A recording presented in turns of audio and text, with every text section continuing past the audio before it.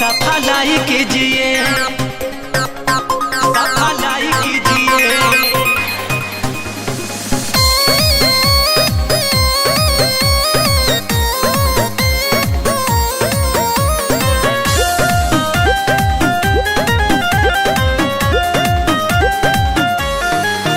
बड़ा परेशानी में हम बानी, हमनी खड़ल जाता जवानी, हमनी खड़ल जाता जवानी।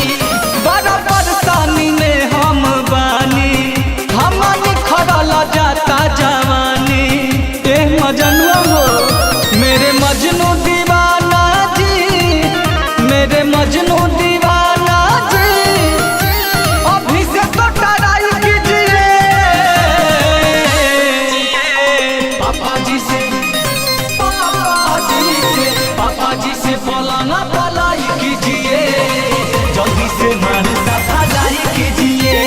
पापा जी से फलाना भलाई कीजिए, जल्दी से मन सफाई कीजिए। बड़ा परेशानी में हम बानी, बात समझिए।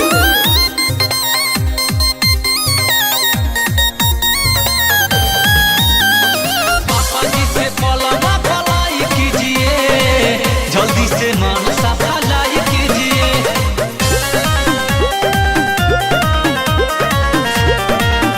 सफाई कीजिए।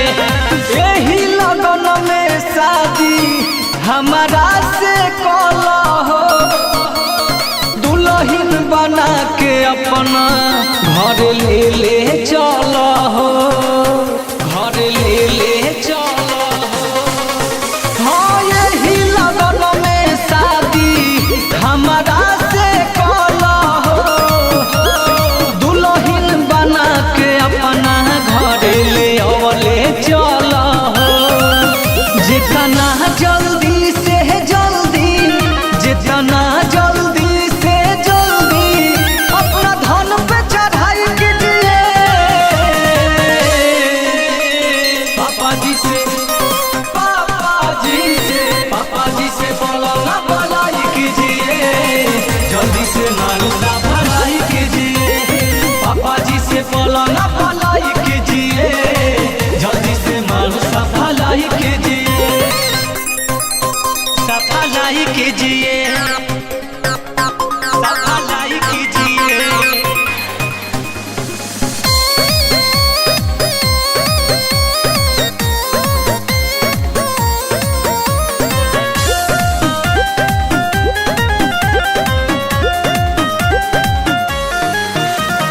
हमारो मन में श्रद्धा अब से दे लागल हो, लहरी तार लहर दिल में बेधे लागल हो।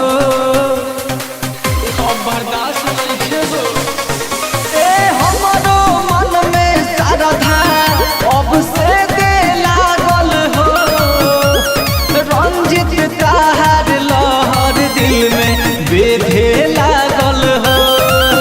कसम खा तू मोहब्बत के, कसम खा तू मोहब्बत के, अपना जान के भलाई कीजिए।